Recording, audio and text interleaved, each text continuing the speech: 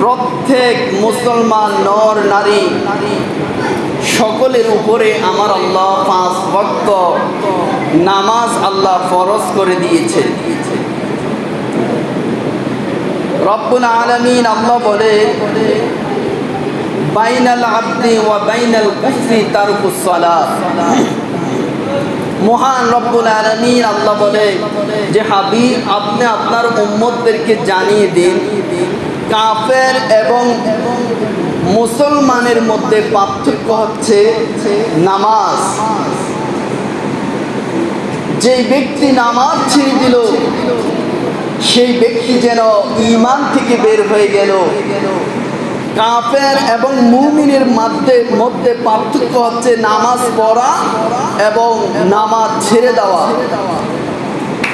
একজন মানুষ যখন নামাজ পড়বে, 5 ওয়াক্ত নামাজের জন্য 5 বার সে ওযু করবে, সে পবিত্র থাকবে। তার শরীরের মধ্যে যখন নাপাক কোনো বস্তু লাগবে, লাগার সঙ্গে সঙ্গে ওই ব্যক্তি ওই নাপাক বস্তুটা ধুয়ে ফেলবে, কারণ সে 5 ওয়াক্ত নামাজ পড়বে। তাহলে ওই ব্যক্তি পবিত্র, পরিষ্কার পরিচ্ছন্নতা এবং যেই পরিষ্কার মুসলমানদের জন্য ঈমানের অঙ্গ, আত-তুহুরু শাত্রুল ঈমান, পবিত্রতা হচ্ছে ঈমানের অঙ্গ। তাহলে আল্লাহ রাসূল বলে, একজন মুসলমান নামাজ পড়বে, সে পবিত্র থাকবে, আবার পরিষ্কারও থাকবে। মহান রব্বুল আলামিন আল্লাহ জানিয়ে দিলেন যে হাবিব, আপনার উম্মত যদি 5 ওয়াক্ত নামাজের জন্য 5 বার ওযু করে, তাহলে তার শরীরের মধ্যে কোনো নাপাকি থাকতে পারে না। যেমন হাদিসের মধ্যে আছে, কোনো ব্যক্তি যদি তার বাড়ির সামনে একটা পুকুর থাকে, সেখানে যদি সে দিনে 5 বার গোসল করে, তাহলে তার শরীরের মধ্যে কখনো নাপাক থাকবে না। এই জন্য আল্লাহ রাসূল বলেছে যে 5 ওয়াক্ত নামাজ পড়বে, 5 বার ওযু বানাবে, সে কখনো নাপাক থাকবে না, সে পবিত্র থাকবে। এখন মুমিন এবং কাফেরের মধ্যে হচ্ছে পার্থক্য হচ্ছে নামাজ পড়া আর নামাজ ছেড়ে দেওয়া। যারা কাফের, বেঈমান আছে, অমুসলিম আছে, তারা নামাজ পড়ে না। আর আমরা যারা মুসলিম আছি, আমরা যারা মুসলমান আছি, আমরা নামাজ পড়ব এবং আমাদের উপরে নামাজ আল্লাহ ফরজ করে দিয়েছে। ফরজের বিধান হচ্ছে আল্লাহ রব্বুল আলামিন আমাদেরকে যেই বস্তুগুলা, যেই ইবাদতগুলা ফরজ করে দিয়েছে, ওইগুলা পৃথিবীর কোনো মানুষের পক্ষে কখনো স্যাক্রিফাইস করা সম্ভব হবে না। যে আপনি চাইলে আপনি নামাজ পড়তে পারেন, না হয় আপনি ইচ্ছা করলে আপনি নামাজ ছেড়ে দিতে পারেন। এইটা আল্লাহর ফরজ বিধানের ক্ষেত্রে কখনো এমনটা কিয়ামত পর্যন্ত কোনো আলেম, কোনো মুফতি, মুহাদ্দিস কখনো বলতে পারবে না। আল্লাহর রাসূল বলে দিয়েছে, যেই ব্যক্তি নামাজ পড়বে, আল্লাহ রব্বুল আলামিন বলে, মানুষ যখন মৃত্যুবরণ করবে, তাকে যেই প্রশ্ন কবরের মধ্যে সর্বপ্রথম হাসরের ময়দানে যেই প্রশ্নটা করা হবে, সেই প্রশ্ন হচ্ছে নামাজ। নামাজ সম্পর্কে আল্লাহ সর্বপ্রথম হাসরের ময়দানে নামাজের হিসাব নেবে বান্দার থেকে। এই জন্য আমাদেরকে নামাজ, 5 ওয়াক্ত নামাজ আদায় করতে হবে। আমাদের যাদের সন্তান বালেগ হয়ে গিয়েছে, আমরা তাদেরকে, মেয়ে এবং ছেলেদেরকে আমরা নামাজের তাকিদ দিব। যখন তারা নামাজ পড়তে চাইবে না, তখন আমরা তাদেরকে ঘরের মধ্যে তাদের খাদ্য বন্ধ করে দিব। প্রয়োজনে তাদেরকে নামাজ না পড়লে আমরা তাদেরকে প্রহার করব। এখন দেখেন, আমরা তো আমাদের সন্তানরা নামাজ না পড়লে আমরা কখনো তাদেরকে ধমক দিয়েও কথা বলি না, আমরা কিছুই বলি না। এই জন্যে অন্যায় অনাচারের সংখ্যা দিন দিন বৃদ্ধি হচ্ছে। আল্লাহর রাসূল বলেছে, ইন্নাস সালাতা তানহা আনিল ফাহশাই ওয়াল মুনকার। আল্লাহর রাসূল বলেছে, নামাজ মানুষকে খারাপ কাজ থেকে বিরত রাখে। একজন মানুষ পাঁচ ওয়াক্ত যেই ব্যক্তি প্রত্যেক পাঁচ ওয়াক্ত প্রত্যেক দিন নামাজ আদায় করে, তার মাথার মধ্যে একটা টুপি থাকে, তার পরনের মধ্যে সুন্দর জামা থাকে, পবিত্র জামা থাকে। এখন যে ব্যক্তি বেনামাজি আছে, নামাজ পড়ে না, ওই ব্যক্তি চাইলে রাস্তার মধ্যে দাঁড়িয়ে অনেক খারাপ কাজ করতে পারে, অপছন্দনীয় কাজ করতে পারে। কিন্তু একজন নামাজি যখন পাঁচ ওয়াক্ত নামাজ পড়ে, তার বিবেকের মধ্যে একটা প্রশ্ন আসে যে আমি পাঁচ ওয়াক্ত নামাজ পড়ি, এখন মানুষগুলা যখন দেখবে রাস্তায় দাঁড়িয়ে আমি সিগারেট খাচ্ছি, আমি ক্রাম বোর্ড খেলছি, আমি মানুষের সাথে গালাগালি খারাপ ভাষায় কথা বলি, এইগুলো আমার জন্য শোভা পায় না, কারণ আমি পাঁচ ওয়াক্ত নামাজ আদায় করি। তার বিবেকের মধ্যে একটা বাধা আসবে যে আমি নামাজি। এই জন্য আল্লাহ রসুল বলেছে, নামাজি ব্যক্তিকে আল্লাহ খারাপ কাজ থেকে বিরত রাখে। আপনি দেখেন যারা মন থেকে অন্তর থেকে পাঁচ ওয়াক্ত নামাজ পড়ে, আপনি বেনামাজিদেরকে যেই কাজের মধ্যে পাবেন, নামাজিদেরকে আপনি সেই কাজের মধ্যে পাবেন না। নামাজ পড়লে মানুষের মন একটু নরম হয়ে যায়, দিল নরম হয়ে যায়, অপরাধ করতে ভয় পায়। সেই নামাজটা যদি আল্লাহর জন্য হয়, আল্লাহকে ভয় করে হয়, আর যদি মনে করেন নামাজের মধ্যে খুশু নাই, নামাজের মধ্যে তাকওয়া নাই, পরহেজগারিতা নাই, তাহলে তার নামাজটা যদি মানুষকে দেখানোর জন্য হয়, ওইটা সে আল্লাহকেও পাবে না, দুনিয়ার মধ্যে যে সম্মান ইজ্জত আছে ওইটাও পাবে না। এই জন্যে আমাদের সন্তানদের উপরে নামাজ যখন ফরজ হবে, আমরা তাদেরকে নামাজের জন্য আমরা তাদেরকে বাধ্য করব যে তোমরা নামাজ পড়ো। কারণ আপনার সন্তানকে যেহেতু এটা ফরজ একটা ইবাদত, আপনাকে বাধ্য করতে হবে। না হয় আপনি যখন মৃত্যুবরণ করবেন, আপনার মেয়ে এবং ছেলেরা যেই নামাজ পড়ে না, ওইটার হিসাব আপনাকেও দিতে হবে কবরের মধ্যে। এই জন্যে আপনার সন্তান নামাজ পড়ে না, আপনি তাকে তাগিদ দিবেন, আপনি তাকে শাস্তি দিবেন, নামাজ কেন পড়লে না। এই জন্যে তাকে আপনি টাকা পয়সা দিবেন না, অটোমেটিকলি সে নামাজের মধ্যে চলে আসবে যখন আপনি কড়া করে দিবেন। আর যখন আপনি তাকে ছাড় দিবেন, নামাজের কথা বলবেন না, দিন দিন সে আরো খারাপ পথে চলে যাবে। আপনার সন্তানকে আপনি নামাজি বানান, আপনার মেয়েকে আপনি নামাজি বানান।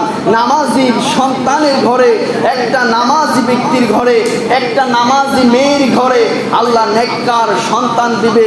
এই জন্যে আমরা সব সময় মুনাজাতের মধ্যে আমরা বলি, রব্বানা হাবলানা মিন আজওয়াজিনা ওয়া যুররিয়াতিনা কুররাতা আয়ুনি ওয়াজআলনা লিল মুত্তাকিনা ইমামা।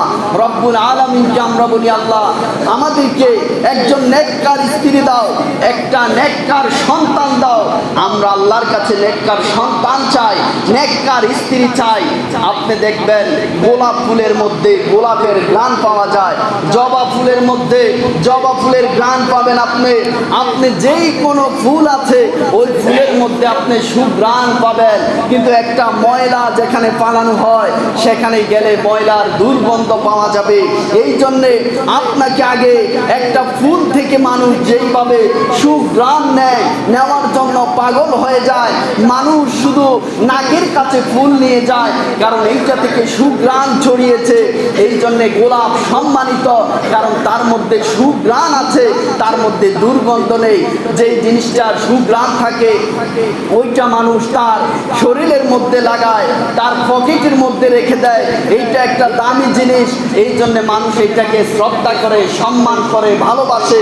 আপনি যদি আপনার জীবনটাকে গোলাপের মতো সুঘ্রাণ করতে পারেন, মানুষ আপনার থেকে সুঘ্রাণ নেবে, আপনার সন্তান থেকে সুঘ্রাণ নেবে। আর আপনার সন্তান, আমার সন্তান যদি এমন হয় নামাজি নয়, তারা রোজা নাই, নামাজ নাই, তারা দুনিয়ার মধ্যে মগ্ন হয়ে আছে, মানুষ পিছনে ঝিঝি করবে, লজ্জা দিবে, মানুষ সমালোচনা করবে। আর আসমানের ফেরেশতারাও, আল্লাহ বলে দুনিয়ায় ভালো বললে তো আমি আল্লাহও ভালো বলি এবং আমার ফেরেশতারাও ওইটাকে ভালো বলবে। তাহলে চিন্তা করেন, আমরা এমন জীবন গঠন করব যেই জীবন জীবন গঠন করলে মৃত্যুর পরে মানুষগুলো আমাদের জন্য কান্না করবে আর প্রশংসা করবে যে লোকটা খুবই ভালো ছিল, এমন কথা যেন মানুষ বলতে পারে। সবাই হয়তো আমাকে ভালো বলবে না, কিন্তু ভালো মানুষগুলা যখন আমাকে ভালো বলবে তখন বুঝতে হবে এই লোকটা পরিপূর্ণ ভালো, কারণ খারাপ মানুষ তাকে খারাপ বলেছে, কিন্তু ভালো মানুষগুলা, বিবেকবান ব্যক্তিগুলা তাকে ভালো বলেছে। তাহলে আসুন আমরা আমাদের সমাজ, আমাদের জীবন, আমাদের সংসার আমরা নামাজ দিয়ে সাজাবো। নামাজ পড়লে যারা বিজ্ঞানী আছে তারা বলেছে আল্লাহর রসুল যদি এই নামাজটাকে নামাজ হিসাবে ঘোষণা না করতেন, যেই সিস্টেমে, যেই পদ্ধতিতে মুসলমানরা রুকুতে যাচ্ছে, সিজদায় যাচ্ছে, সিজদায় গিয়ে 3 তাসবিহ পরিমাণ কমপক্ষে সিজদায় থাকে, তারা সিজদার মধ্যে আল্লাহর নাম বলে, সুবহান রাব্বিল আলা বলে তারা সিজদার মধ্যে থাকে। এই পদ্ধতিটা যদি নামাজ না হতো, বিজ্ঞানীরা বলে আমরা এটাকে সর্বশ্রেষ্ঠ ব্যায়াম হিসাবে ঘোষণা দিতাম। কারণ একজন মানুষ যখন সিজদায় যায় তার প্রত্যেকটা অঙ্গ প্রত্যঙ্গ তার ব্যায়াম হয়ে যাচ্ছে, তার অঙ্গ প্রত্যঙ্গগুলা লাড়া খাচ্ছে, রক্ত চলাচল তার বেশি হচ্ছে এবং তার শরীর সুস্থ থাকে। যারা 5 ওয়াক্ত নামাজ আদায় করে সিজদার মধ্যে যারা পড়ে থাকে, সিজদার মতো শান্তি, এমন শান্তি আর পৃথিবীর জমিনের মধ্যে নাই। যারা ঈমানদার তারা বলতে পারবে যে সিজদার মধ্যে কত মজা রয়েছে। আমার নবীজির সাহাবী মাওলা আলী রাদিয়াল্লাহু তাআলা আনহুর শরীরের মধ্যে তীর প্রবেশ করেছে। এখন উনি খুব কষ্ট পাচ্ছেন, রক্ত জমিনের মধ্যে পড়ে। আমার নবীর কাছে খবর আসলো যে ওনার শরীরের মধ্যে তীর প্রবেশ করেছে। তখন আমার নবী বললেন, মাওলা আলী যখন নামাজের মধ্যে দাঁড়াবে তখন তোমরা তার তীরটা টান দিয়ে বের করে ফেলবে। তখন মাওলা আলী রাদিয়াল্লাহু তাআলা আনহু উনি বলতেও পারবে না যে ওনার তীর কোন সময় খোলা হয়েছে। আল্লাহর রসুলের কথা মতো উনি যখন নামাজের মধ্যে দাঁড়ালো, নবীর সাহাবীরা মাওলা আলী রাদিয়াল্লাহু তাআলা আনহুর শরীর থেকে তীর টান দিয়ে খুলে ফেললেন। উনি নামাজের মধ্যে দাঁড়িয়ে আছে, উনি বলতে পারবে না যে ওনার তীর কখন খোলা হয়েছে। উনি সালাম ফিরালেন, সালাম ফিরানোর পরে উনি দেখলেন ওনার শরীরের মধ্যে যে তীর ছিল ওইটা কোন সময় সাহাবায়ে কেরাম খুলে ফেলেছে। তখন মাওলা আলী রাদিয়াল্লাহু তাআলা আনহু বলেছিলেন, আমার তীর কখন খোলা হলো আমি তো কিছুই বলতে পারবো না। আমার নবীর সাহাবাইদের নামাজ ছিল এমন নামাজ, আর আমরা তো নামাজের মধ্যে যখন দাঁড়াই, আরেকটা কথা বলে দিচ্ছি, আমরা যখন নামাজের মধ্যে দাঁড়াই অনেকে আমাকে অনেক সময় প্রশ্ন করে, আমি যখন বলি আপনি কেন নামাজ পড়েন না, নামাজ পড়েন, কবুল করার মালিক হচ্ছে আল্লাহ। বলে যে ভাই কিভাবে নামাজ পড়বো, নামাজের মধ্যে যখন দাঁড়াই দুনিয়ার সমস্ত ধ্যান খেয়ালগুলো আমার চলে আসে, আমার টাকার হিসাব, আমার সংসারের কথা, আমার ছেলে মেয়ের চিন্তা ভাবনা, আমার ইত্যাদি দুনিয়ার যেই চাকরি আছে, ব্যবসা বাণিজ্য আছে, ওইগুলো আমার ব্রেনের মধ্যে নামাজের মধ্যে দাঁড়ালে অটোমেটিক চলে আসে। নামাজের মধ্যে ধ্যান খেয়াল থাকে না, এই জন্য আমি নামাজই পড়ি না। আমি বললাম, দেখেন আপনাকে শয়তান ধোঁকা দিচ্ছে, এইটা আমাদেরকে শয়তান করে, এইটা আমাদের হবে। আপনি আমাকে বলেন যে ঘরের মধ্যে স্বর্ণ, টাকা পয়সা, দামি কোনো বস্তু নেই, সেখানে কখনো ডাকাত কি প্রবেশ করবে? বলল না, সেখানে ডাকাত প্রবেশ করবে না। আমি বললাম কোন ঘরে ডাকাত প্রবেশ করে? যেই ঘরের মধ্যে স্বর্ণ আছে, টাকা আছে, দামি দামি জিনিস আছে, ডাকাত জানে বা চোর যে চুরি করে সে জানে এই ঘরে দামি বস্তু আছে, সে ওই ঘরে প্রবেশ করবে। ভাঙ্গা ঘরের মধ্যে যেই ঘরে কোনো কিছু নাই সেই ঘরে ডাকাত প্রবেশ করবে না। আমি বললাম আপনার অন্তরে ঈমান আছে, আপনার ইসলামী জ্ঞান আছে, আপনি কালিমা পড়ে করে মুসলমান হয়েছেন, আপনার অন্তরে দামি বস্তু আছে, ঈমান জিনিসটা শয়তান নষ্ট করতে চায় বিদায় আপনাকে বলেছে তোমার যেহেতু দুনিয়ার খেয়াল আসে তুমি নামাজটা ছেড়ে দাও, নামাজ পড়বে না। আপনি শয়তানের সাথে হেরে গেলেন আর শয়তান জিতে গেল। আপনি যদি বলতেন দেন খেয়াল আসুক, আমি দেন খেয়ালকে আল্লাহর দিকে ফিরিয়ে আমি নামাজ পড়ব, শয়তান ওই সময় কান্না করে দৌড়ে চলে যেত। আপনি নামাজ পড়েন, নামাজের মধ্যে দাঁড়িয়ে যান, কারণ আপনার ভিতরে ঈমান আছে বিদায় এই দেন খেয়াল আসে। এখন দেখেন দেন খেয়াল আসবে, আমাদের অনেক চিন্তা ভাবনা আসবে, কিন্তু আমাদেরকে নামাজ পড়তে হবে, নামাজ আদায় করতে হবে, শয়তানের সাথে যুদ্ধ করে আমাদেরকে নামাজ পড়তে হবে। ওই নামাজটাই কবুল হবে যেই নামাজটা শয়তান ধোঁকা দেওয়ার পরেও আমরা নামাজের মধ্যে দাঁড়িয়ে গিয়েছি। আমি এমনও ঘটনা শুনেছি যে মানুষের এক লোকের 4টা দোকান আছে, এখন ওই ব্যক্তি আসরের নামাজের মধ্যে দাঁড়িয়েছে, ইমাম সাহেব ওই দিন 4 রাকাত নামাজের জায়গায় 3 রাকাত নামাজ পড়েছে। এখন সালাম ফিরানোর পরে মুসল্লিদের মধ্যে ঝগড়া শুরু হয়েছে। কেউ বলে যে আজকে 4 রাকাত নামাজ হয়েছে, আবার কেউ বলে আজকে 3 রাকাত হয়েছে। একজন লোক ডাক দিয়ে দাঁড়িয়ে বলে আমি বলতে পারবো আজকে কয় রাকাত নামাজ হয়েছে। উনি বললেন আজকে 3 রাকাত নামাজ হয়েছে। বলল তুমি কিভাবে বুঝলা? বলল আমার 4টা দোকান আছে, আমি প্রত্যেক দিন নামাজের মধ্যে দাঁড়িয়ে 4 রাকাত নামাজে আমি 4টা দোকানের টাকার হিসাব করে ফেলি। আজকে আমার 3টা দোকানের হিসাব হয়েছে আর একটা দোকানের হিসাব আমি করতে পারি নাই, তার মানে আজকে 3 রাকাত নামাজ হয়েছে। দেখেন একটা মানুষ যখন নামাজে দাঁড়াবে তার অসংখ্য কথা মনে আসবে, কিন্তু আপনি যদি সালামের আগে আপনি যদি মদিনার দিকে দেন খেয়াল করে আমার রসুলের মহাব্বত নিয়ে আপনি যেই সময় আপনি আল্লাহর রসুলকে সালাম দিচ্ছেন নামাজের মধ্যে, ওয়া আশহাদু আন্না মুহাম্মাদান আবদুহু ওয়া রাসূলুহু, আপনি মনে করবেন আপনি আল্লাহর রসুলকে দেখছেন।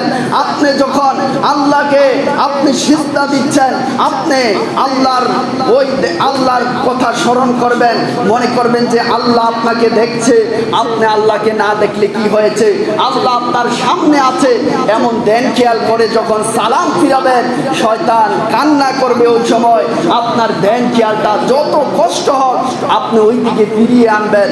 আমরা তারপরেও নামাজ ছাড়বো না এবং মা বোনদেরকে আমরা নামাজ পড়ার তাগিদ দিব। আমরা বেনামাজি যারা আছে, বেনামাজির শাস্তি অনেক ভয়াবহ এবং তাদের দেখেন যারা নামাজ পড়ে, যারা নামাজ আদায় করবে আপনি তাদের দিকে একটু তাকাবেন।